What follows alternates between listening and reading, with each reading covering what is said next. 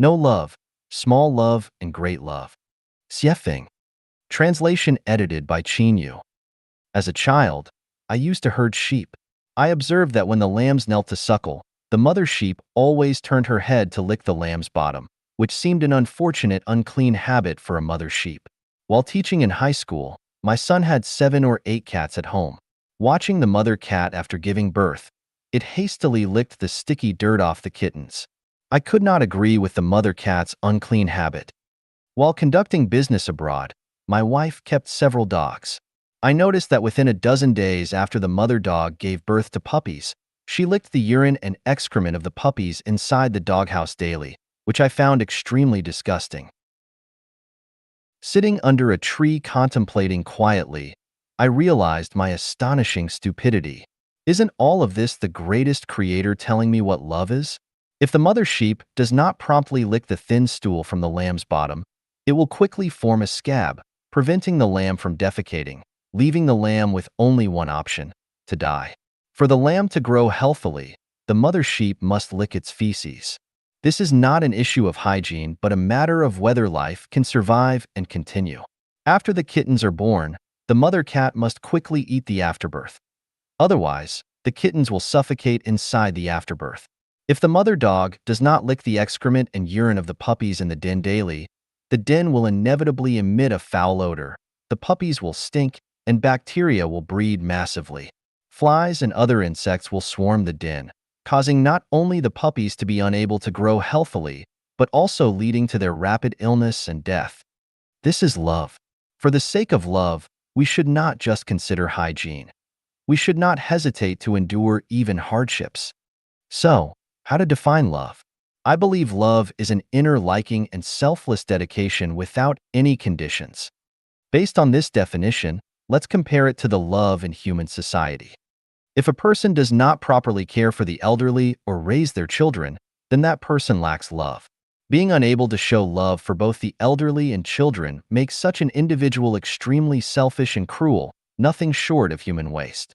Given the opportunity, such a person, apart from neglecting wildlife, deforestation, and polluting rivers, lakes, and oceans, can even betray friends, their own ethnicity, and their country, all for personal gain. Any heinous act is within their capacity as long as it satisfies their self-interest. If a person loves their own elderly, children, and family, yet neglects siblings, neighbors, and nature, then this person possesses only small love. There's not much difference between this person and animals. For the sake of their children and family, if conditions permit, they may not hesitate to engage in actions that violate their conscience, involving deceit or theft. If a person not only loves their own elderly and children, but also cares for the community, nature, and the future and fate of humanity, this person possesses great love. Those with great love do not care about personal gains and losses. For the sake of others and humanity, they are willing to endure all hardships and injustices. In the human world, the one with the greatest love is Jesus. It's the heart of Christ. To save humanity, he sacrificed his blood and his own life. Despite the Roman soldiers cruelly nailing nails into his hands and feet and humiliating him, he not only didn't hate but also prayed for the greatest creator to forgive them. This is a tremendous amount of love. Humanity. Should we doubt Jesus' identity as Christ? Is there any hatred we cannot let go of? Is there any psychological knot that we cannot untie? People should possess great love. This is not just moral preaching, it's not teaching you to be a good person, but because the magnitude of love directly involves the future direction of your own life. In general terms, those without love will definitely end up in inflamed layers, frozen layers, netherworld, or animal world. Those with small love will at best return to this world. Only those with great love qualify to ascend to the higher realms of life. Death is not the end of life. This is not superstition, nonsense, deception, or lies. It's a fact. It's not because other realms of life do not exist, but because our spiritual perception is too dull. It's not because this world lacks light, but it's because the blind cannot see the light. It's not because there's no sound in this universe, but the deaf cannot hear the sound. It's not because the Pure Land does not exist, but our vision lacks that function. The greatest creator is fair and selfless. Gods and Buddhas love humanity. What can I say that you will believe? 快速达标，及时撤退. Quickly attain standards and retreat in time. Xiefeng. Yesterday, I went to the seaside. Normally, during high tide, there's a solitary island not far out in the sea, with a sea view pavilion built on it. Normally, people take yachts to visit the pavilion. Several times, I stood by the sea, gazing at the pavilion and sighing, wishing I could ascend and enjoy the vast sea views. Yesterday, our wish came true. When we arrived at the seaside, the tide was at its lowest, allowing us to walk from the shore to the sea view pavilion. We traversed a stretch of white sandy beach cleansed by the sea waves, encountering oddly shaped exposed rocks along the way. These rocks twisted and turned within the reef cluster for several hundred meters. Ahead was a smooth stone naturally laid out over 10 meters, connecting the North and South Seas. Carefully stepping on the stones to cross this open space, we then crossed several hundred meters of rugged reef jungles, reaching the usual site of the isolated island. Typically, during high tide, the island appears as a dot. But yesterday, due to the low tide, we witnessed the island's vastness, spanning several kilometers. The goal was to reach the Seaview Pavilion, and it was crucial to timely retreat from the island before the tide rose. However, we made two mistakes yesterday. The first error was taking our time, leisurely enjoying the scenery along the way. One moment, we admired the colorful sea anemones. The next, we picked up seashells and caught starfishes. Now and then, we paused to take pictures, expressing emotions like, "Ah, oh mighty sea, how many tales of joy and sorrow have you stirred?" Sometimes, we stood atop the rocks, pretending to be philosophers, with a cold gaze over the vast expanse, winds howling, waters surging, myriad events, challenging to comprehend. We lingered too long and reached the island close to high tide. The second error was that after reaching the Seaview Pavilion, we should have retreated immediately. Instead, we dawdled, reluctant to leave, continuously looking around and taking photos, expressing emotions and lamenting.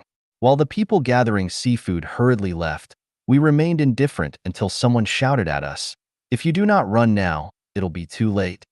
It was too late. The open space of over 10 meters was already submerged. Wait? Absolutely not. The longer we waited, the deeper the water would become. So, on this bitterly cold day in the lunar year 2006, wearing thick clothes, we rushed into the biting sea water. What does it teach me? In life, the most important thing must be addressed first. So, what is the most important thing? Going to school, starting a family, establishing a career, making money, becoming an official, all undoubtedly are not the most important things.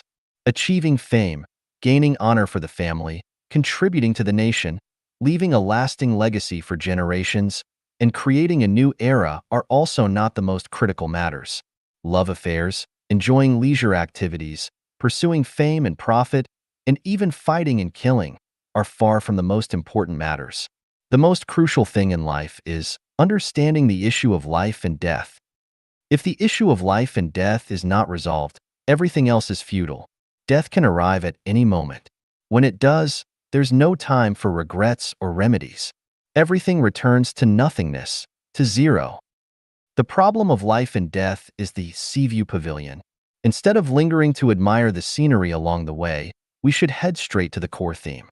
After reaching the Seaview Pavilion and understanding all the beauty of the island, we can then slowly appreciate the scenery along the way according to the specific tide conditions.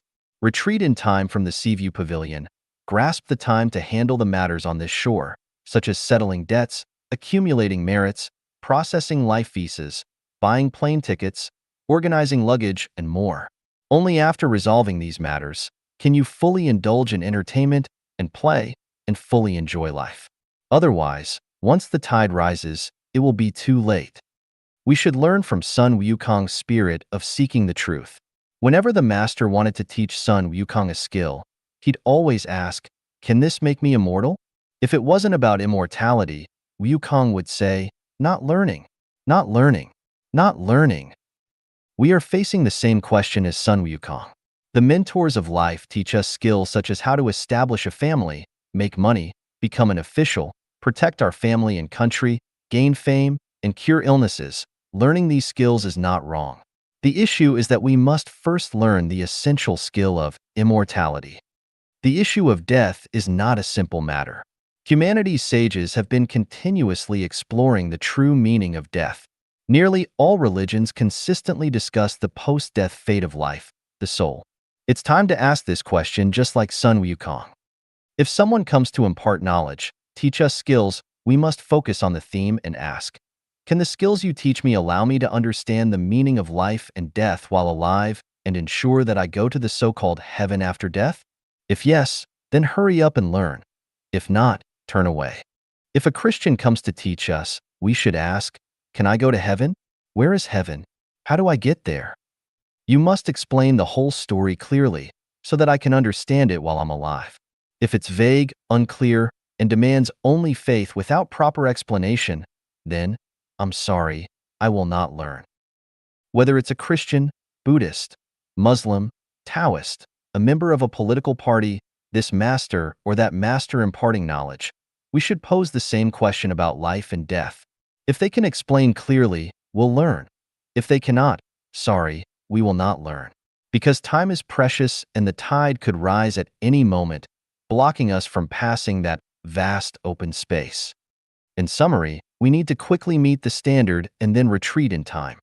Otherwise, we will regret it. Many things, always urgent.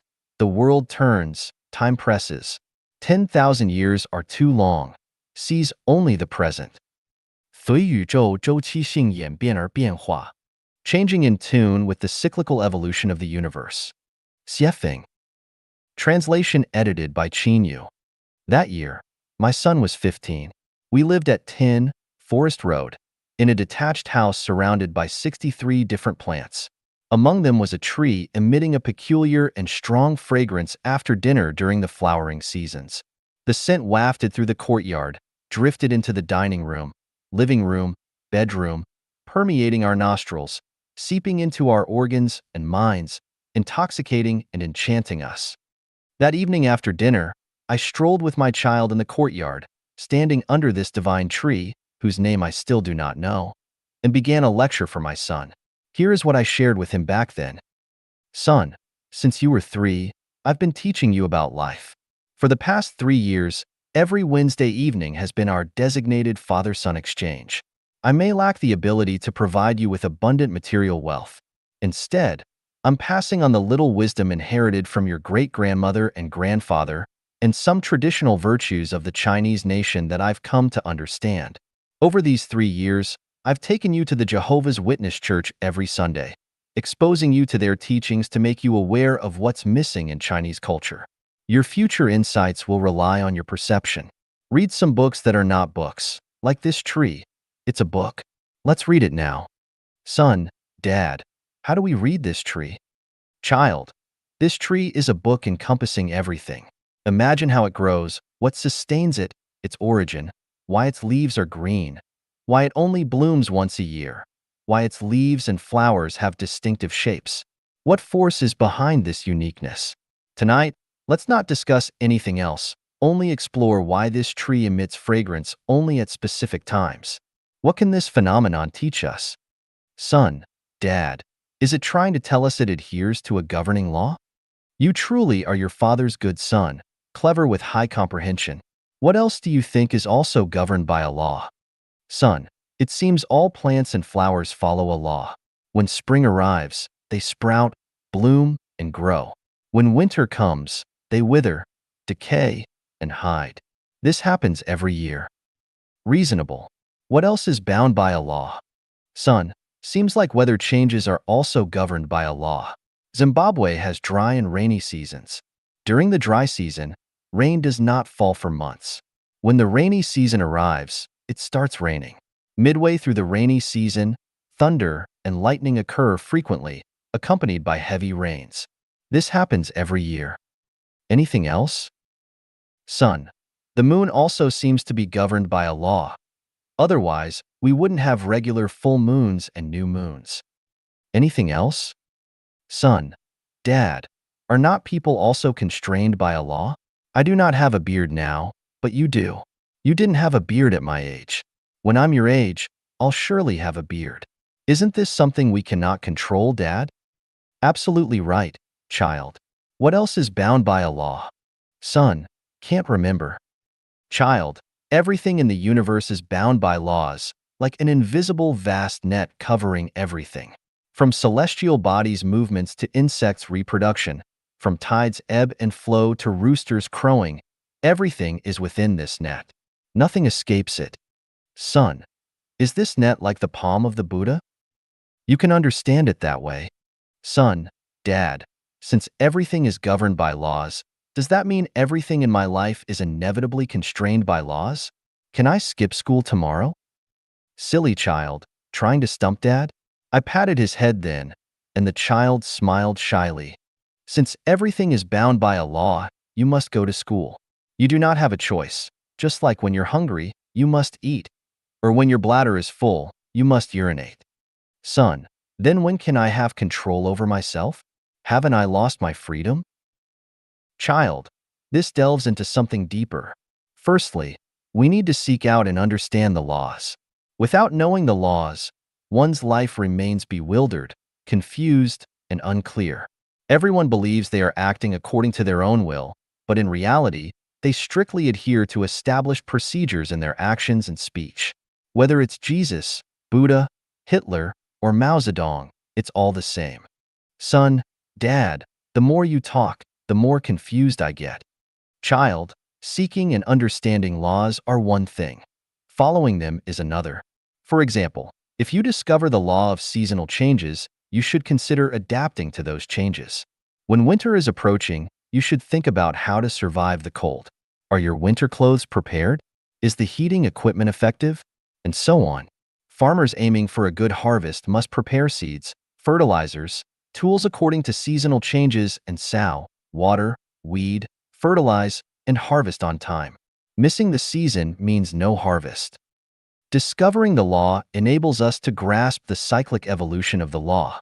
Like geese flying north and south, a comet returning every 76 years, women menstruating, and societal cyclic upheavals.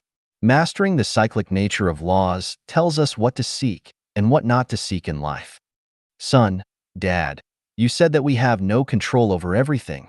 So what should I pursue and what should I not pursue? Can I have control over that? This involves whether we have mastered the laws and their cyclical evolution. If we are completely ignorant of the laws and their cyclical nature, we are always out of control, just like mice that must inevitably dig holes or bees that inevitably gather nectar to make honey. However, if we have mastered the laws and their cyclical evolution, we have control over ourselves. The more laws we comprehend, the more freedom we have. Son, so, people should first seek and understand laws. But how many laws are there in the universe? Child, the laws in the universe are endless, like the vastness of the ocean's waters. Son, Dad, with so many rules, when will we ever find them?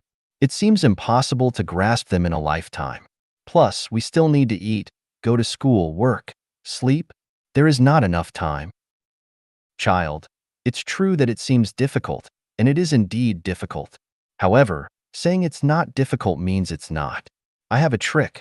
Once you master it, you can navigate effortlessly through endless changes.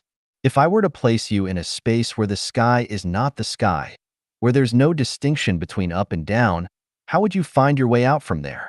If there's a cycle of significant change in this universe every 5,000 years, how could we escape it? Son, Dad, the universe is unfathomable, and it seems like you are too. But it's already past 10, and I have school tomorrow. Can I go to bed now? Child, school is important. Let's stop our conversation here for tonight. I patted my child's head again, and the child smiled shyly. 识别真假的功夫. Distinguishing the truth from the false. Xiefeng. Translation edited by Qin Yu. When I was young, I followed my parents to the fields to weed. The wheat was less than 3 inches tall, the field a lush green, seemingly without any weeds growing amidst it. Yet, my parents bent over, carefully pulling out the weeds one by one. while my task was to move the uprooted weeds away from the wheat field and pile them together. Once, while observing the neatly stacked weeds, I thought I discovered a mistake made by my parents. With a proud yet reproachful tone, I called out to my mother, "Mom, you've mistaken the wheat for weeds. Bring it here, let me see," my mother responded. Excitedly, I brought the uprooted wheat to show my mother, aiming to prove her wrong. However, without even looking at it, my mother said to me, "Compare it to the wheat growing in the field. See if it truly is wheat." I compared it repeatedly, but I was still convinced that what she had uprooted wasn't grass but indeed wheat. "Mom, I am sure what you've pulled out is wheat." My mother then, with a gentle smile, had me squat down and said, "Look, this grass is called barnyard grass. It looks almost like wheat, but upon careful observation, there are differences. The color of barnyard grass is slightly darker than wheat. Its leaves are a bit wider, and when you touch it, its leaves are not as soft as wheat. This barnyard grass has a stronger vitality than wheat. If we do not pull it out now, it will absorb all the nutrients nearby, hindering the wheat around it from growing well." I earnestly compared it again and found my mother's point to be completely accurate. I mimicked her actions, searching the field, and discovered many barnyard grasses that looked like wheat among the seemingly wheat-filled field. I uprooted one barnyard grass and asked my father to identify it. He glanced at it, his dirty hand touching my head, and praised, "My child is so clever." At that moment, the pride I felt was no less than Columbus discovering a new continent. Now, I can also tell the difference between barnyard grass and wheat. But as an adult, I've been deceived time and again. Why cannot I distinguish between the wheat and barnyard grass among people?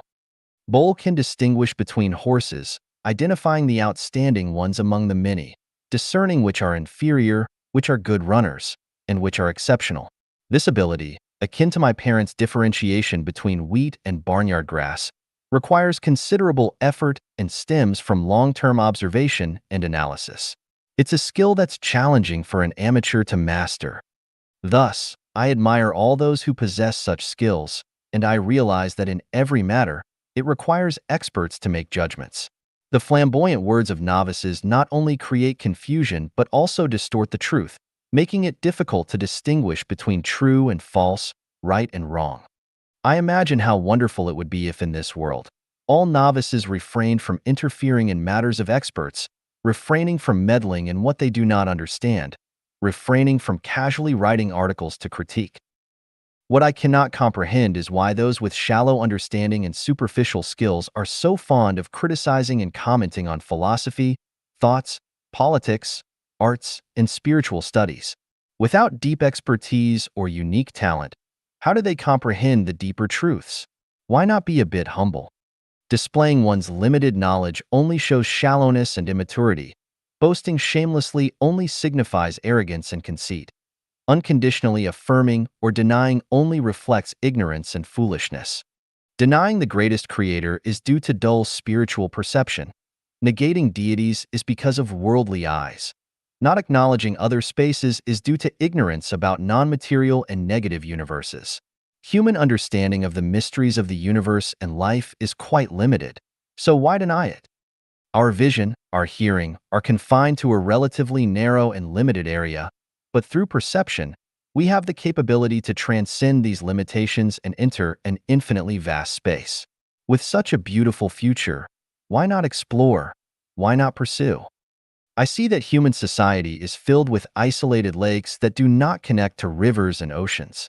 Christianity, Buddhism, Islam, Taoism, science, they're like individual lakes. Evolution, the Big Bang Theory, genetic studies, socialist theories, capitalist theories, democratic theories, human rights theories, and more, they're like drying up small ponds. Why not connect them to understand and contemplate? In his book, Morals, Naked Ape, physicist Mr. Jam Kaming vividly likened this situation to studying the elephant's toenails, legs, tail, ivory, ears, without anyone truly studying the entire elephant. If there were someone studying the entire elephant, those studying just the toenails or tail would sneer. What? I cannot even figure out the elephant's toenails thoroughly. And you claim to understand the entire elephant? The fable of the blind men and the elephant tells us that if we confine our thinking to what we've touched and cling to our biases, we'll never understand the complete picture of the elephant. We'll forever remain in endless debates of the elephant is a pillar, the elephant is a wall, the elephant is a rope, the elephant is a fan, but we'll never unravel the eternal question of which came first, the chicken or the egg. In the past 20 years, many knowledgeable, aspiring, and idealistic people have been exploring ways to end authoritarianism. However, very few have explored from the perspective of studying the entire elephant. Most have confined their vision to the narrow field of elephant toenail studies, leg studies, focusing solely on emperors, political parties, and systems, as if you could both nurture fish and grow crops and water equally.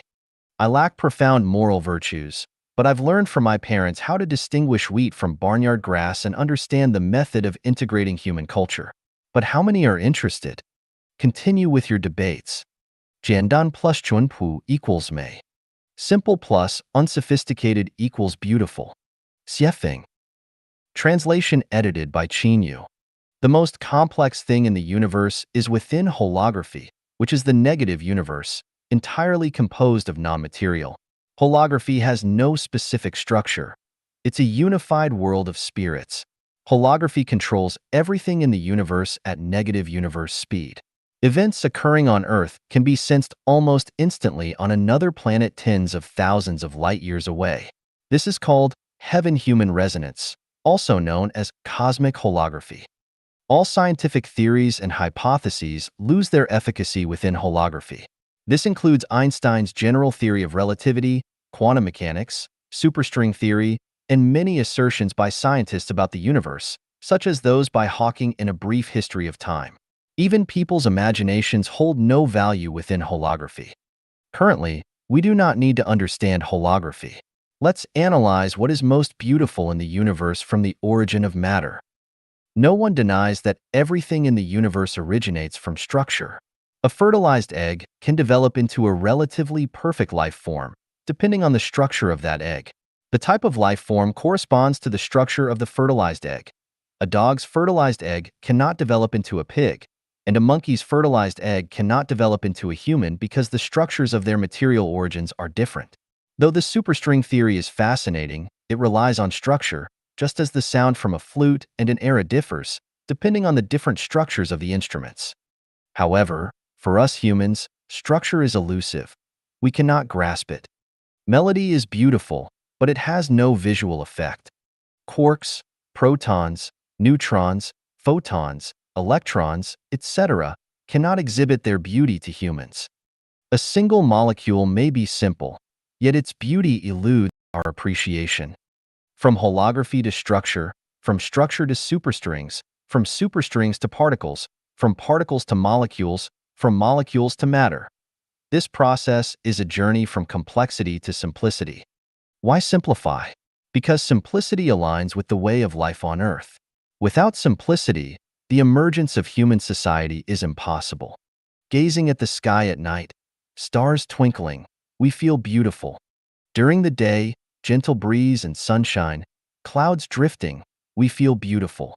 Blooming flowers, flowing rivers, babbling brooks, towering mountains, all evoke a sense of beauty.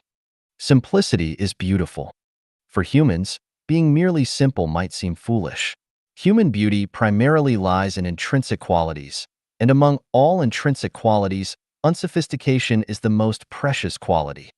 People in urban areas polluted by consumerist society, if they go to remote, untainted, simple countryside areas and see green hills, leisurely cattle and sheep, shy yet respectful greetings from the villagers, they will undoubtedly experience beauty because the countryside is not only simple but also unsophisticated. Rural people going to big cities, witnessing the hustle and bustle, flashing neon lights, charming men and women, apart from amazement, may not experience much beauty because the city is too complex and superficial. Recall, how many people have provided you with a sense of beauty? What exactly are the factors of their beauty? If someone looks beautiful but is superficial, can you feel beauty from them? When people are young, they experience more beauty because everything is simple and pure. The older people get, the less beauty they feel, because through simplicity and unsophistication, they see complexity and superficiality. Human society is becoming increasingly complex, vulgar, and superficial, deviating from the true path, losing not only beauty but everything. People, do you not long for beauty? 垃圾的作用和价值. The function and value of garbage. Xiefeng. Translation edited by Qin Yu. In 1997, while tidying the courtyard, I collected a carload of trash. Following municipal regulations, unlike in my homeland where one might handle garbage as they wished, I obediently took the trash to the designated dump. At the dump's entrance, after paying the dumping fee, I precisely disposed of the trash in the specified area, as directed by the dump staff. After dumping the garbage, I glanced around and noticed that over the years, the garbage pile had become a thriving mound of plants and flowers. It was hard to imagine a vibrant world of flowers and lush grass growing atop a massive heap of rubbish. Nature is truly amazing.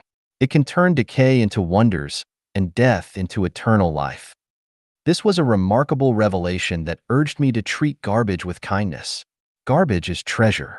By collecting various types of trash in one place and allowing them to undergo exposure to the sun, rain, wind, and heat, the garbage can transform into potent organic fertilizer, providing a continuous source of nutrients for the plants growing above it, creating a beautiful garden. Expanding on this revelation, if material garbage can become nourishment for plants, can spiritual garbage become nourishment for spiritual life?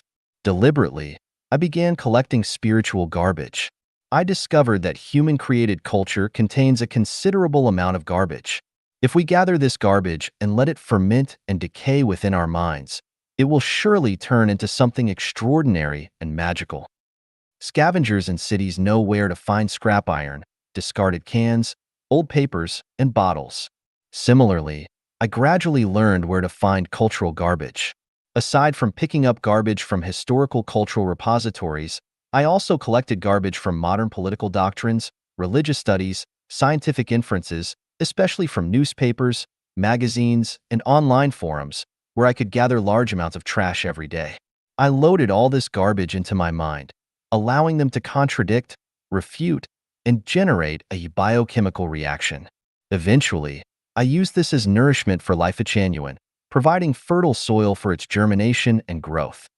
Just as grass and flowers grow on piles of material garbage, Life Genuine has sprouted from heaps of cultural refuse. Just as grass and flowers purify the earth, Life Genuine purifies the soul. Anticipate the future of Earth, verdant, blossoming, filled with talented individuals, and harmonious. Watch with anticipation. Now and in the future, humanity's cultural treasures will radiate brilliant light within Life Genuine. The writings of saints and sages will find their place here, sparkling like stars, galloping like 1,000 horses. And those articles deemed cultural garbage will continue to provide nourishment for Life Genuine. 小脑袋聪明，大脑袋笨. Small minds are clever, big minds are foolish, shrewd but unwise. Xiefeng. Translation edited by Qin Yu. It was a summer day in 1976 when I, age 19, served as the Deputy Secretary and Document Officer of the Production Brigade. This brigade comprised 5 natural villages with a total of 11 production teams. 5 teams were made up of relocated residents from the Lujiaxia Reservoir, while the other 6 were local residents, including 2 Muslim villages. Due to the diverse composition, I handled matters and spoke with extreme caution. I never dared to offend any production team. The best way to maintain smooth production operations, I learned, was to be fair and humble, respecting all the elderly. My father taught me, wherever you go, as long as you respect and show politeness to the elderly, you will not have major troubles. Therefore, I always held respect for all the elders in the brigade close to my heart and translated it into my actions. Strangely enough, just this tactic of respecting the elders allowed me to serve as the local emperor for 3 years peacefully and smoothly. Among all the elders in the brigade, there was one who left an indelible memory with me. He was a landlord. His family's courtyard walls were the highest and thickest, and their gate tower was the most magnificent. Before liberation, He gradually gave his land to tenant farmers and distributed his property among relatives and neighbors. Therefore, after liberation, the government gave him the classification of an enlightened landlord. He escaped the hardships of various political movements, including the Cultural Revolution. He also sent his son, in the 1950s, to Tsinghua University. I knew this elderly man was quite astute. Whenever I met him, I was always respectful. He seemed to have some fondness for me, a son of a poor farmer. Between us, there seemed to be no class hatred, and certainly there was no ethnic resentment. That day, in my leadership capacity, I went to the greening station for an inspection, wanting to assess the survival rate and growth status of the fruit trees planted there. Coincidentally, this elderly man was there too, and we started chatting. First, I praised the young people in their village for being smart. During our middle and high school years, several young people from their village dropped out to earn money and support their families. All those who continued their education ultimately returned to the village to farm, seemingly wasting a few years of their time. Unexpectedly, this elderly man said something that deeply resonated with me. He said, "Those young people have clever small minds and foolish big minds." "What do you mean?" I asked, puzzled. He adjusted his beard and explained, "In a person's life, especially during adolescence, laying a good foundation is essential. If the foundation is poorly built, no matter how much effort you put in later, there will not be much future. With a solid foundation, efforts pay off double. Without it, efforts pay off half as much." Those with clever small minds are always lazy in laying foundations, eager for fame and profit, while those with clever big minds prioritize laying a solid foundation, even if it means temporarily giving up fame and profit. The result is that those eager for fame and profit end up with nothing, while those who temporarily gave up fame and profit for the foundation eventually achieve fame and profit. Those young people in our village who didn't go to school but went to earn money may seem to have gained a lot, but they've ruined their lives. So, I say they have clever small minds and foolish big minds. Small minds being clever and big minds being foolish has been a guiding light for me since then. If one seeks mere survival, having a clever small mind is sufficient. But to attain wisdom and expand the meaning of life, the smarter one's small mind, the more they cause trouble and harm. One must abandon small cleverness and strive to develop a clever big mind. Although both small cleverness and big cleverness are forms of intelligence, they operate in vastly different dimensions of time and space. One is concerned with pursuing immediate gains in the present moment, while the other looks to the future, seeking long-term gains. Ordinary people are clever with small minds, but foolish with big minds. Only those accomplished saints and sages possess a foolish, small mind and a clever big mind. The clever small mind focuses on the present, while the clever big mind plans for the future. The clever small mind is eager to display itself, while the clever big mind is busy seeking the truths of the universe. The clever small mind aims for the brilliance of life, while the clever big mind aims for the eternal nature of life. 使生命不朽的小法则. Laws which keep life immortal. Xiefeng. Translation edited by Qin Yu. Every morning, turning on the tap to wash my face, I noticed that the initial water flow was murky and not clear. This happened every day. It then dawned on me that life truly resides in movement. The house I lived in had 3 bathrooms. Once, one of them had a leak and was temporarily closed. Since there were 2 others available, there was no hurry to repair it. To prevent anyone from using it, my partner not only covered the toilet seat but also sealed it with transparent tape. However, she overlooked dealing with the water remaining at the bottom of the toilet. About 10 days later, we noticed tiny flies frequently flying in the hallway. Our room was cleaned daily by the floral workers, and it was challenging to find even a speck of dirt. Throughout the year, we rarely saw flies. Why did they suddenly appear? Despite searching everywhere, my partner and I couldn't locate the source of the issue. My partner prefers cleanliness and tidiness. She not only got upset at the sight of a group of flies, but if even a single fly appeared in the room, she had to either crush it to dust or chase it out to feel at ease. As expected, while I was typing at the computer, I suddenly heard her excitedly exclaim, as if she had discovered a new continent, "Honey, I found it. I went over to take a look, and there were already hundreds of tiny flies hovering inside the toilet she had opened. The water at the bottom of the toilet, once clear, had turned murky and filthy. We used a bucket to flush the water and then sprayed it with a solution called Toilet Active Kills Germs for washing. Finally, we scrubbed it with a cleaning agent. After more than 3 hours, all the flies retreated and the room returned to cleanliness. The lessons from these two natural phenomena are: flowing water does not stagnate, and a door hinge does not get worms. With both coming and going, peace naturally prevails. A further lesson is: water only stays pure when it keeps flowing. Life remains eternal only when it keeps moving. Movement is life. Stillness is death. As life comprises two parts, the physical body and the spiritual soul, it demands simultaneous movement in both aspects. For the physical body, a person must be active regularly to keep the circulation of qi and blood flowing. This circulation effectively delivers nutrients and oxygen to all parts of the body, keeping the body vibrant. For the spiritual soul, this movement requires continuous thinking without allowing the brain to remain dormant. Similar to water flowing from its source to rivers and oceans for eternal existence, life must connect with the past and envision higher-level life spaces to endure eternally. We often lament someone's rigid thinking, likening them to rigid wood that's difficult to carve. The reason behind this is that they adhere to their own views and confine their thinking within a dead pool of specific doctrines, ideologies, thoughts, or isms. Over time, they unknowingly become rotten and stinky, neither accepting new thoughts, fresh water, nor willing to come out of their closed well to flow into rivers and oceans. As a result, not only does their original purity deteriorate, but they also create many flies, polluting the surrounding air and environment. For instance, major religions consider their own religion as the only true one, branding all others as false. They clutch onto a few scrolls and seek disciples everywhere, advocating the pure nature, eternity, and truth of their dead pool, showing such stubborn bias and ignorance that they are unaware of their own extremity. What future could they possibly have?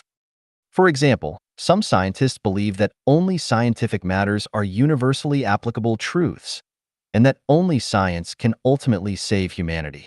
They prefer to run vigorously on a one-way street, completely ignoring the existence of the non-material world and negative universe. Can they see through everything? For example, 最后一趟航班, The Last Flight. Xiefeng. Translation edited by Qin Yu. A friend of mine, busy buying gifts, ended up running late on the way back and encountered traffic due to another accident. Helplessly, they missed the last flight and were forced to stay at Bangkok Airport in Thailand for a day. During journeys, missing the last mode of transport often happens. Whether it is a bus, a ship, or a plane, there is always one last trip within a day. If missed, one has to wait for several hours, or even days. However, when it comes to life's final flight, missing it means waiting not just for a few days, years, or several decades, but potentially for centuries, millennia, or tens of thousands of years. The saying, "too late for regrets," profoundly resonates with those who've missed life's final flight.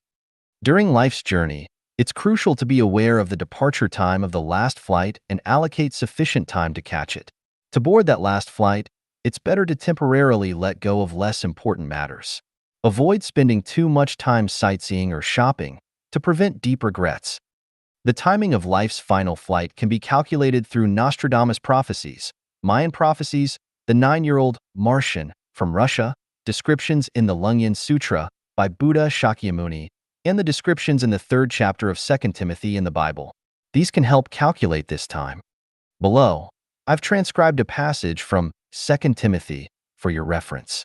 I urge you to compare it with the current human society to check if it is worth your reflection.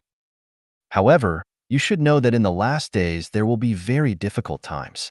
People will love themselves, love money, boast, be proud, abusive, disobedient to their parents, ungrateful, unholy, without love, unforgiving, slanderous, without self-control, brutal, not lovers of the good, treacherous, rash, conceited, lovers of pleasure rather than lovers of the greatest Creator. having a form of godliness but denying its power. Turn away from such people, always learning but never able to come to a knowledge of the truth. Do not miss life's final flight. Once missed, your wealth, power, and fame will be worthless. Crying out will be in vain. The flight of life will not be delayed because you're a president, CEO, scientist, master, professor, scholar, billionaire, or an engineer of human souls. Do not assume that being kind or poor would allow for changing the date and route of life's flight. Truly just is the last flight of life. 道德法人义理智信素 Tao, virtue, law, benevolence, righteousness, rituals, wisdom, credibility, magical art. Xiefeng. Translation edited by Qin Yu. Observing human history, it always seems like a tangled mess. Looking at the current state of humanity, it appears as a complete mess. Where do the problems lie? Can we organize this tangled mess and find some order? The universe operates in order. Seasons change in a timely manner. Does human society have to remain forever like history, forever like the current state? Must humanity forever repeat its mistakes? Let me first provide definitions for Tao, virtue, law, benevolence, righteousness, rights, wisdom, trust, and art, and then examine the causes behind human history and its current state. Tao, it's the spirit of the greatest creator. To put it simply, the consciousness of the greatest creator. Tao is non-material, belonging to the negative aspect of the universe. It's the force governing the evolution and changes of the universe, representing laws, principles, vitality, and the blood of the universe. Virtue, it's the quality of gods and Buddhas, celestial beings, the thinking quality that strictly conforms to the essence of Tao while aligning with the flow of Tao. Law, it's a way for gods, spirits, Buddhas, and demons to utilize Tao and manifest their respective abilities. Benevolence, it's the internal standard used by sages in human society to restrain themselves and all people to uphold the inner quality of virtue. Righteousness, it's a behavior of noble people and gentlemen. Rituals, it's a method used by rulers to maintain their rule. Wisdom, it's the cleverness and ingenuity acquired by the common people for survival. Trust, it is a mutually binding covenant devised and created to maintain the orderly life of humanity. Magical art, it's a trick played by lower-class individuals in society to highlight themselves through abnormal channels. By analyzing human history and current state from these definitions, when humanity prioritizes Tao, all aspects of human society can operate in order, presenting a state of national peace, favorable weather, natural harmony, and genuine modesty and accommodation. When humanity forsakes Tao but prioritizes virtue, the trend of seeking gods and Buddhas starts to prevail. Waves of religious movements emerge, the mindset of seeking divine blessings becomes increasingly prominent, and religions begin to dominate various social domains. People refrain from arrogance and recklessness, thus maintaining effective societal functioning while preserving harmony between humans and nature. When humanity abandons both Tao and virtue in favor of law, the situation of warlords rising gradually emerges. Inevitable wars and plundering escalate, intensifying the destruction of nature. Humanity plunges into a phase of frenzied development. When humanity esteems benevolence, with Tao and virtue in decline, law can receive appropriate restraints. However, cunning and sophistry begin to prevail. Various doctrines, thoughts, and ideologies proliferate, and humanity gradually loses spirituality, relying more on rationality for survival. When righteousness becomes a trend, numerous political parties, social groups, and civilian factions emerge, intensifying the competition for self-centered interests. Human society becomes restless and unstable. When rituals dominate society, the essence of human nature begins to degrade, and beastly behavior finds its way. Everyone strives vigorously to climb upward, leading to prevalent acts of oppression, slander, false accusations, mutual deception, opportunism, and a surge of deceitful practices. These phenomena proliferate like mushrooms after the rain. When wisdom is promoted as human cleverness, people become excessively shrewd, constantly striving for personal gain. seizing every inch of merit, their hearts and words at odds, lies pervading streets and alleys, faith completely lost. Their small minds exceedingly bright while their larger minds are exceedingly foolish.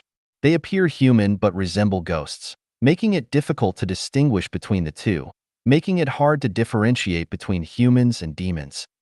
When credibility is recognized by the masses as the best tool to restrain humanity, constitutions, laws, regulations, and systems multiply, becoming increasingly intricate. Coupled with religious doctrines and ritual constraints, human nature is almost entirely lost. Everyone becomes a cog in society's machinery, struggling and fighting, yet finding it challenging to realize their noble ideals. When magical art takes center stage in society, superstition prevails, the distinction between humans and ghosts becomes blurred. Falsehoods, ugliness, and evil replace truths, beauty, and goodness. People become akin to those under a spell, chaotic, disordered, rendering it almost impossible to find a remedy for humanity. Isn't this the cause of human history and its current state? 关闭一扇门，另几扇门会自动打开. Close one door, and others will open automatically. Xiefeng. Translation edited by Qin Yu. Many movie theaters, auditoriums, conference halls, and such have multiple entrances and exits. After watching a movie, all the doors in the cinema open, but we can only choose one to leave. One person cannot exit through two doors simultaneously. Similarly, one cannot enter through two doors at once. There are 36 doors in the universe, but available for humans, there are only 12. We can only choose one. We cannot simultaneously pick several doors. The 12 doors available for human entry and exit remain open at all times. They never close. We have the power to choose at any moment. However, once we choose one door, the other 11 automatically close. Similarly, when we close one door, the remaining 11 doors open automatically. It's like going to an airport to board a plane. Dozens of planes wait on the tarmac for passengers. We can only choose one. We cannot fly on two or several planes simultaneously. Likewise, a high school graduate who passes the university admission score has dozens of universities to choose from. They can only make selections from the list and ultimately enter one university. They cannot study at several schools simultaneously. The saying, "A man fears choosing the wrong profession. A woman fears marrying the wrong man," implies this philosophy. If we regard Tao, virtue, law, benevolence, righteousness, rituals, wisdom, credibility, and magical art as doors within the human value system, we also face the issue of choice. Moreover, it's a situation where we can only choose one, unable to possess them all. If we choose Tao, virtue becomes void. If we choose virtue, law is forfeited. If we opt for law, benevolence is sacrificed. If we choose benevolence, righteousness is relinquished. If we prefer righteousness, rituals are forsaken. If we choose rituals, wisdom diminishes. If we opt for wisdom, credibility is forfeited. If we select credibility, magical art is relinquished. Conversely, choosing magical art means no credibility. Choosing credibility means no wisdom. Choosing wisdom means no rituals. Choosing rituals means no righteousness. Choosing righteousness means no benevolence. Choosing benevolence means no law. Choosing law means no virtue. Choosing virtue means no Tao. Regarding this, 99% of people might disagree, thinking Tao, virtue, law, benevolence, righteousness, ritual, wisdom, credibility, and magical art are like 9 dishes on a banquet table, and individuals can freely pick and choose. If one holds this view, he fails to grasp understanding of the contradictory nature among these 9 dishes. Some may believe they can perfectly embody both Tao and virtue, which is impossible. Having Tao would inevitably mean lacking virtue, and possessing virtue would surely mean lacking Tao. If someone claims to have both Tao and virtue, then the Tao they possess must be a facade, a false front. The complexity of human history lies here, and the root cause of human confusion resides here. Please contemplate this on your own. Closing one door automatically opens several others. Opening one door automatically closes others. Choosing death, the door to life automatically closes. Opening the door to life, the door to death automatically closes. The key is to be clear about which door you are currently in. Once you become a farmer, you have no connection with being a worker. If you become a thief, you cannot become an upright gentleman. If you become a corrupt official, you are no longer a representative of the people. If you become a prostitute, you cannot be called a lady. Many people know which door they are in, and they are aware of the difficulties in their current door. However, they lack the courage to close it, fearing that once closed, there will be no door to enter. In fact, such concerns are unnecessary. There are only 12 doors of life, speaking only in terms of human existence, and there are countless paths in life. Regardless of which path you take, eventually, you will enter one of the 12 doors of life. All roads lead to Rome, but not all roads lead to heaven. Many paths lead to hell. It's time to choose which door to enter. Delaying decisions will only lead to lifelong regrets. Life Genuine is one such door, primarily leading to the thousand-year world. Xier de Sanliang, evil kindness. Xiefeng. Translation edited by Qin Yu. The noble die for their confidence. As someone influenced by Confucian culture, I also hold this view of life. While I doubt whether I could die for a confidant, walking the path with those who understand me, sharing joys and sorrows, is what I pursue. Drinking tea, chatting, climbing mountains, traveling with those who understand me always brings a sense of delight. True friends are hard to find in life. Although they say, grass is green everywhere under the sky, in this finite life, if one finds a confidant, discovers a patch of green grass, and fails to cherish it, assuming there's an abundance ahead, they are likely to miss opportunities and regret for a lifetime. If we do not walk with those who understand us, should we stay with those who do not? Repay kindness received with gushing gratitude is a value I adhere to. When someone helped me at a critical time, pulling me out of a predicament, guiding me out of confusion, showing me hope, healing wounds, how could I forget the pain? Repaying kindness is the virtue of a true gentleman. Repaying kindness with enmity is the conduct of a petty person. Before going abroad, I encountered a confidant who was the CEO of a limited industrial development company that I met after starting my own business. I mentioned his name in the postscript of Life Genuine, saying, "Meeting you during my journey, receiving your help is like being nourished by the rain. I throw a spiritual beam toward the sky, wishing you a smooth journey ahead." This is my blessing for him and for all the other confidants I've encountered on my life journey. After going abroad, I discovered a massive potential market. In gratitude, I soon wrote to this CEO, informing him about the considerable profits from overseas markets. He was excited and promptly replied, appointing me as the manager of the company's overseas department. Everything was running smoothly for a while. To expedite progress, I made a request to the CEO. I need to rent an office, set up a telephone, and buy a car. Please have the corporate headquarters consider this request. Anyone who has run a company overseas knows that an office, a fax machine, and a car are basic necessities. However, those who haven't traveled abroad might think riding a bicycle or taking public transportation suffices. Stalled. After my request, I received no further response from the CEO. Later, I learned that the hitch occurred due to several vice presidents, the CEO's spouse, and caring friends who concerned about him. Upon learning of my request, they cautioned him, saying, "Be cautious, do not fall for his tricks. This person is ambitious, he might be a fraud." A great opportunity, capable of bringing the CEO immense wealth, fizzled out, vanished, and miscarried. This happened in the name of kind concern. Later, the increasing success and growth of many Chinese compatriots in this place confirmed my initial judgment. Instead of the kindness and warnings from those around the CEO, if he had taken swift action and seized the opportunity, this industrial company would have evolved into an entirely different entity. Upon pondering this for a long time, I realized the kindness around the CEO was a kind of evil kindness. Evil kindness always presents itself as sincere, considerate, caring, and "it's for your own good." Yet, it consistently sets invisible obstacles in the way of others' development, ruining their bright prospects.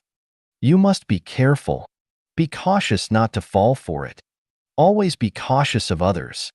This person is ambitious. You must be cautious. Allow me to speak frankly. I'm doing this for your own good.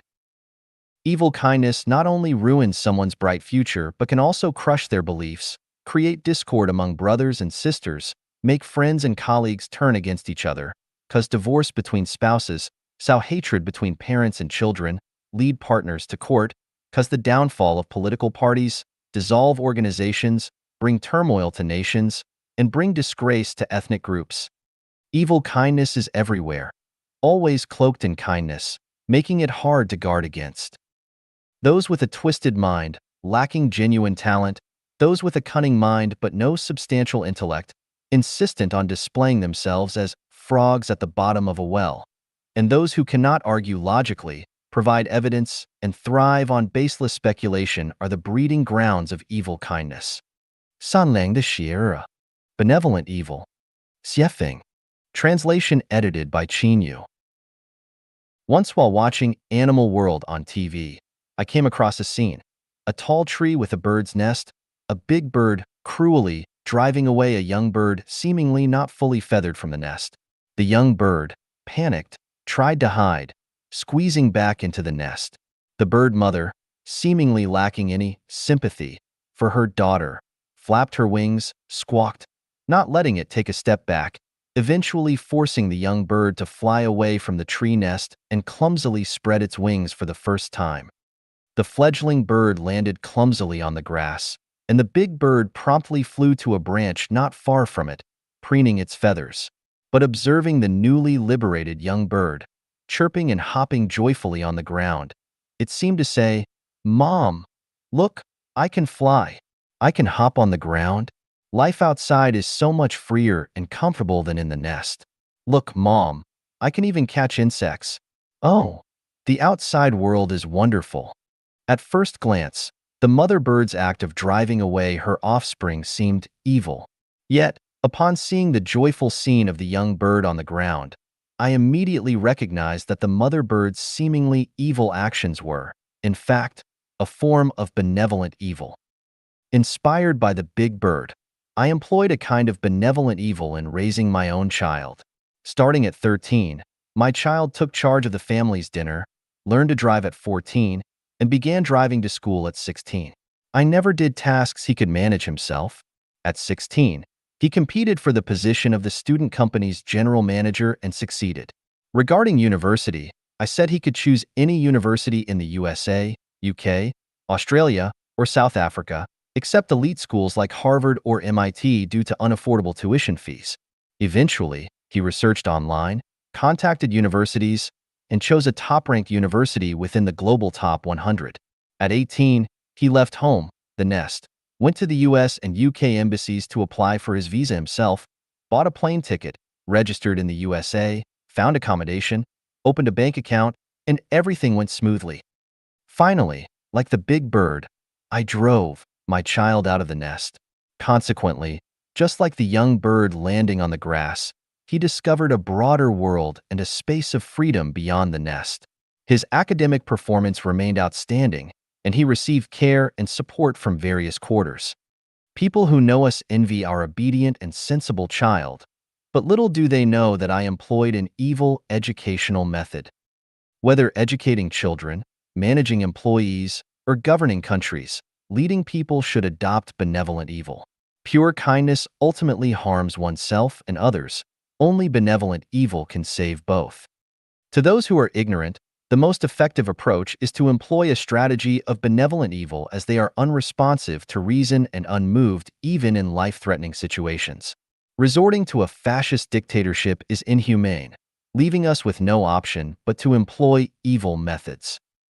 To those who damage nature, those who cause trouble without reason, those who lazily parasitize, and those who are fanatics, the most effective way to rescue them is through a form of benevolent evil.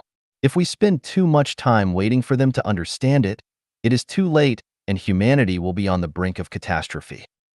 Children who cannot swim insist on bathing in the river, those unfamiliar with electricity want to touch high-voltage wires, those lacking faith insist on freedom, And those unfamiliar with Chinese culture and the human spiritual world insist on advocating private ownership. Is it wise for them to follow their own whims without considering the consequences not only for themselves, but also for the future of others and the entire nation? Humanity faces an immense potential disaster. We are standing at the edge of a precipice. It's time to wake up. 98% of people are currently in the nest. Don't you want to fly freely like the young bird? All authoritarian systems are nests.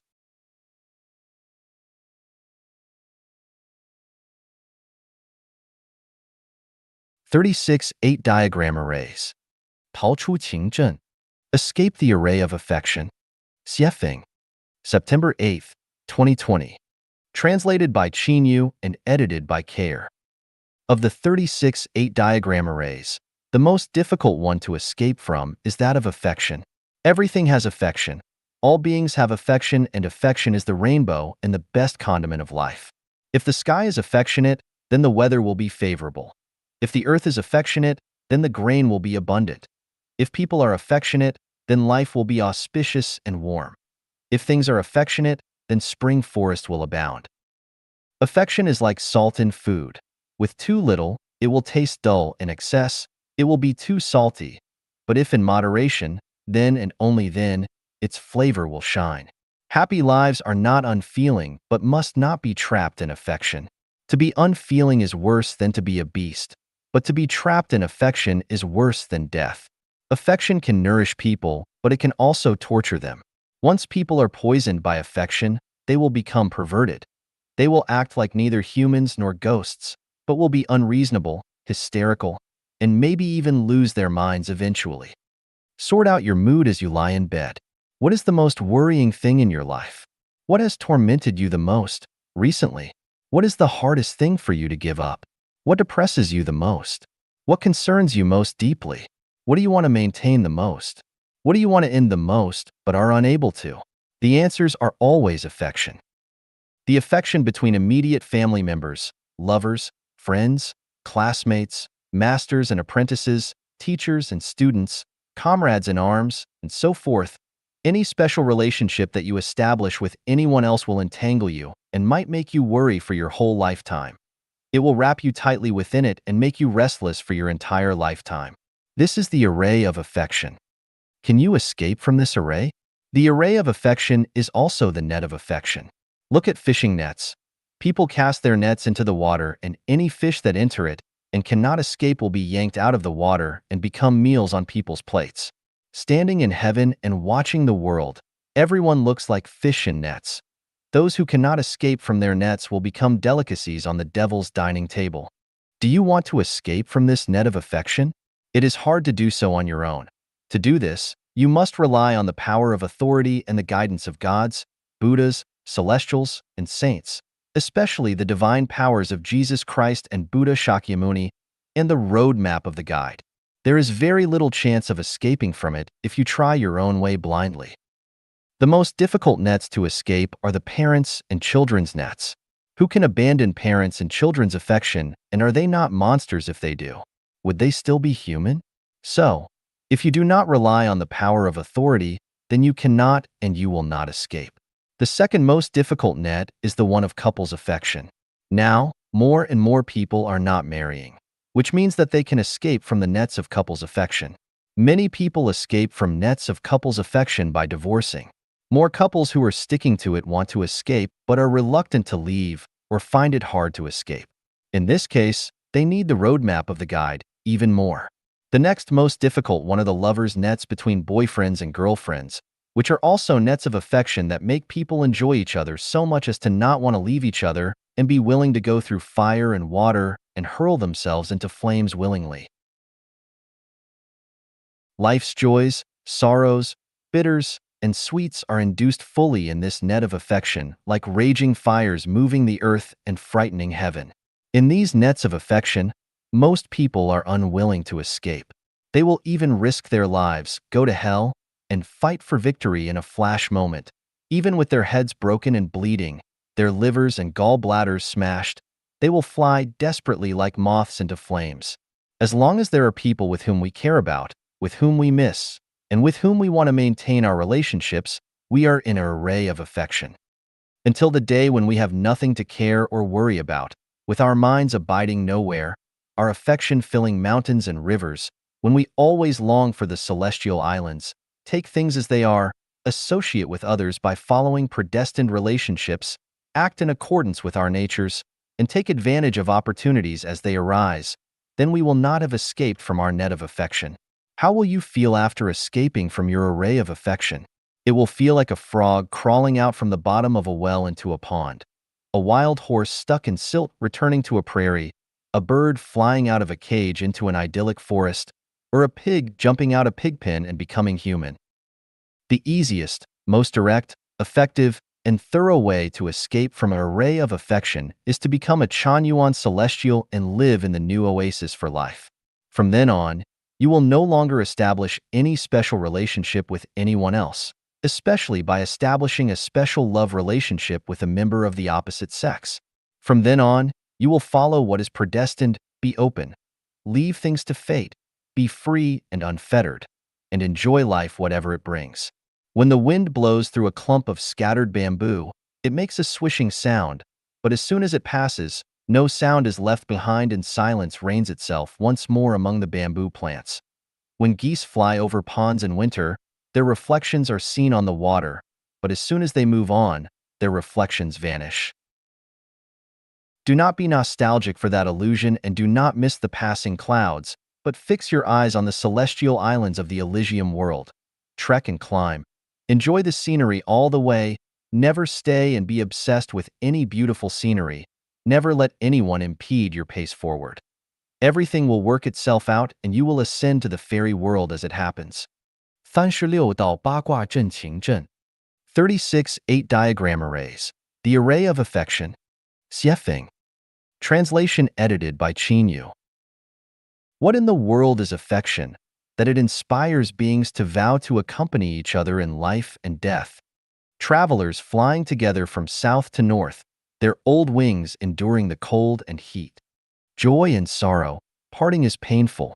Among them, there are even more infatuated men and women.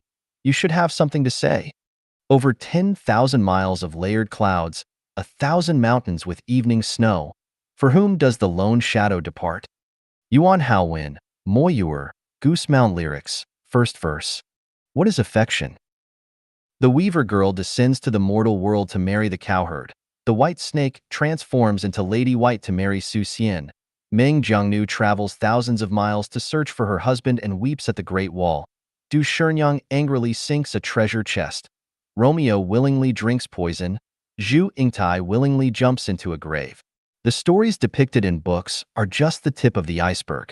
For thousands of years, the world has witnessed countless tragic stories of affection, where affection is so deep, it's like a cliff of broken hearts, and longing consumes the jade-like skin. In the end, the soul is shattered at the end of the world. Secret affairs, elopements to distant lands, sacrificing one's life for affection, dueling for affection, accumulating debts for affection, committing murder for affection. All these lead to chaos, destruction of homes, and the demise of people. What's the point of such fervent affection? Brilliance fades, regrets last a lifetime. Speechless before the heavens, only hatred and shame remain. Besides romantic affection between lovers and spouses, there is also affection between father and son, mother and daughter, mother and son, siblings, confidants, friends, comrades, classmates, masters and disciples, teachers and students, hometowns, etc. These constitute the web of human affections, the sea of affections, and the array of affections. Many people live and die for affection. Once affection is lost, people feel lost and aimless, wandering souls on the verge of collapse. What exactly is affection? That people vow to each other in life and death, suffer insomnia from lovesickness, persevere through countless hardships out of deep affection, spend their entire lives without regret, risk their lives in desperation, or engage in illegal activities. Affection is a kind of non-material energy that is embedded in the non-material structure of life to maintain harmony in family, society, fairyland, and humanity. Life must have affection. Without affection, life will perish. The greatest creators have affection. Celestial beings have affection, birds and beasts have affection, trees have affection, and even demons and monsters have affection. The more abundant and richer the affection, the closer it is to heaven. The more impoverished and barren the affection, the closer it is to hell. The broader the affection, the closer it is to heaven. The narrower the affection, the closer it is to hell. Affection is a series of 8 diagram arrays, with gods having divine affection, demons having demonic affection, celestials having celestial affection, humans having human affection, monsters having monster affection, ghosts having ghostly affection, beasts having beastly affection, birds having bird affection, trees having tree affection, grass having grass affection, and flowers having flower affection.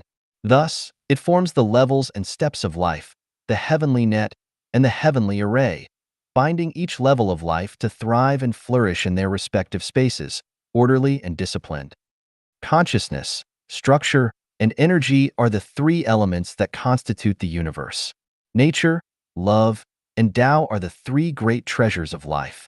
Nature is the characteristic of structure, love is the characteristic of energy, and Tao is the characteristic of consciousness. So, what about affection? Affection embodies all 3 characteristics of consciousness, structure, and energy. Affection not only has the components of consciousness and structure, but also contains the essence of energy. In other words, affection is the need of consciousness and structure, but its essence is a kind of energy, an essential non-material energy needed by consciousness and structure. Therefore, affection is closely related to nature, love, and Tao. As long as there is nature, there is affection. As long as there is love, there is affection. As long as there is Tao, there is affection. Conversely, without nature, there is no affection. Without love, there is no affection. Without Tao, there is no affection. For human life, affection is like salt. If affection is too weak, life is tasteless. If affection is too strong, life is bitter.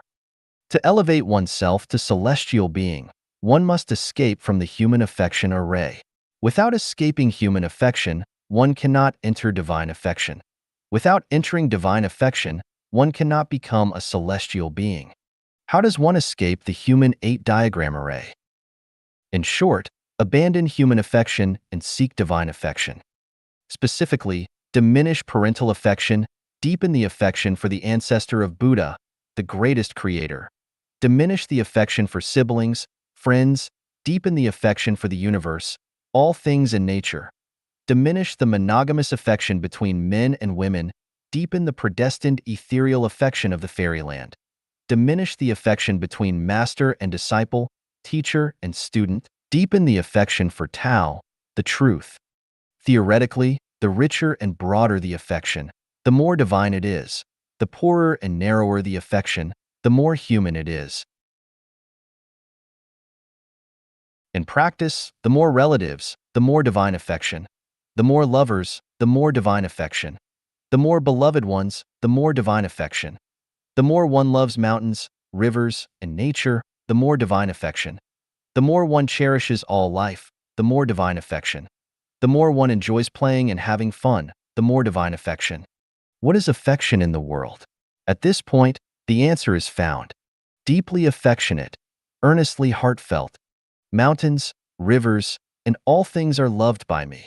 Heaven and earth merge with affection. Yin and yang unite, and the fairyland is born. Unending affection, not obsessed with affection. My affection pervades all. When my work is done, I will be fulfilled naturally. Beautiful ideals turn into reality. 36道八卦阵轮阵 36 8 diagram arrays. The array of ethical relations. Xiefeng. Translation edited by Qin Yu. Ethical relations refers to the relationships established between individuals based on various factors such as generation, status, seniority, gender, and degree of kinship. These relationships include those between grandparents and grandchildren, parents and children, spouses, siblings, uncles and nephews, aunts and nieces, in-laws, rulers and subjects, superiors and subordinates, leaders and followers, employers and employees, masters and disciples, teachers and students, and so on. Various roles in society, such as the president, vice president, Secretary of State, Prime Minister, ministers, governors, mayors, county magistrates, bureau chiefs, section chiefs, town chiefs, village chiefs, and ordinary people form a hierarchical array. Similarly, roles in a corporation like chairman, CEOs, managers, team leaders, and staff members form another array. In religious contexts, the Pope, cardinals, bishops, priests, monks, and believers form yet another array. In a family context, relationships between grandparents, parents, children, and grandchildren form an array. From these principles, we derive a network of relationships. Familial relationships, relationships with nature and society, relationships among divine beings, ethical human relationships, moral norms, ethical principles, order of relationships, sequence, order, structure, generational relationships, matching relationships, party relationships, military relationships, relationship charts, quality of relationships, noble relationships, prestigious relationships, tribal relationships, material relationships, experiential relationships, quality of relationships, intimate relationships, listed relationships, peer relationships, and so on, forming a network of relationships. Ethical relations uphold the order in human society, establishing a clear hierarchy and maintaining orderliness among individuals based on mutual respect and deference. Every individual, regardless of who they are, navigates their life within this matrix of ethical relations embedded in this intricate web of interpersonal relationships. Should anyone breach these ethical relations, they will face the punitive consequences of this ethical matrix. Such transgressions may include violating norms and ethics, disrupting societal relations, disregarding moral principles, or behaving worse than beasts, resulting in a moral torment or societal condemnation. By binding individuals within these ethical relations, people are provided with guidelines to follow, preventing chaos and disorder. However, being trapped within these ethical relations, individuals become ensnared in a perpetual cycle of life and death, unable to escape the inevitable realm of existence. They are also unable to escape the confines of the territories of different qualities of life. For instance, the influence of parental relations within the ethical array is so profound that it becomes difficult for individuals to escape. Similarly, marital relations within the ethical array constitute a significant portion of one's life, meaning that half of one's happiness or misery is created by their spouse. Once interpersonal relationships are established among individuals, they inevitably come under their influence.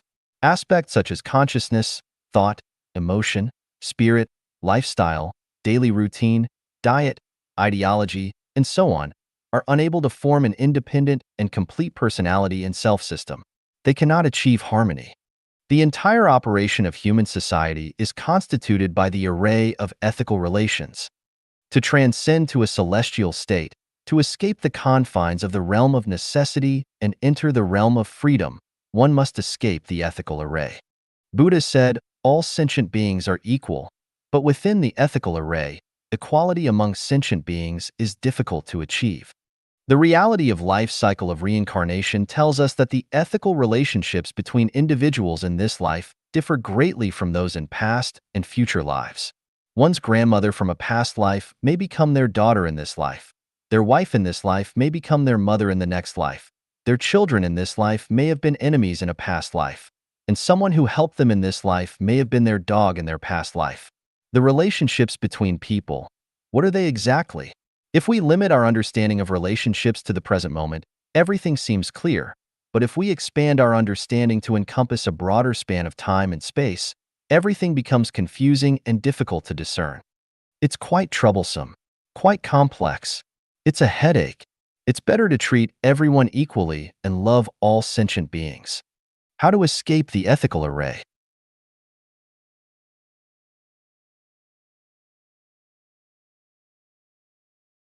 Cultivate independent consciousness. Cultivate a complete personality. Follow the laws of life and existence according to the will of the ancestor of Buddha, the greatest creator. Heed the teachings of Christ Jesus, Buddha Shakyamuni, and the celestial Laozi. Establish moral guidelines for a happy, joyful, free, and blessed life. Regardless of who you are, as long as you can make me happy, joyful, free, and blessed. I'll play with you. Otherwise, I won't. Regardless of who you are, as long as you can help my life ascend to the realm of freedom and reach heaven, I'll play games with you. Otherwise, goodbye. However, one must still fulfill their responsibilities and obligations and repay their debts. 36道八卦阵喻阵 36 8 diagram arrays. The array of desire. Xiefeng. Translation edited by Qin Yu. The more you eat, the more you crave. The more you sleep, the lazier you become. The more you steal, the itchier your hands get. The more you gamble, the more avaricious your heart becomes. Habits become second nature, and this second nature obscures our true nature. Things always naturally develop in the direction of habitual tendencies, and in the end, we lose control, sinking deeper and deeper, making it difficult to escape. Everything can become addictive. Smoking, drinking, eating meat, using drugs, gaming, seeking pleasure, making money, fighting, holding positions of authority, frequenting bars, even using the internet. Negative emotions like jealousy, resentment, comparison, criticism, blame, lies, laziness, selfishness, greed, and arrogance can also become addictive. Once a person becomes negative and develops an unhealthy psyche, pessimism becomes the theme of their life. They may become isolated, obstinate, stubborn, rigid, and eventually suffer from depression. Why does this happen? This is due to the 8 diagram array set up to maintain a certain number of lives in each level of existence. It is called the array of desire.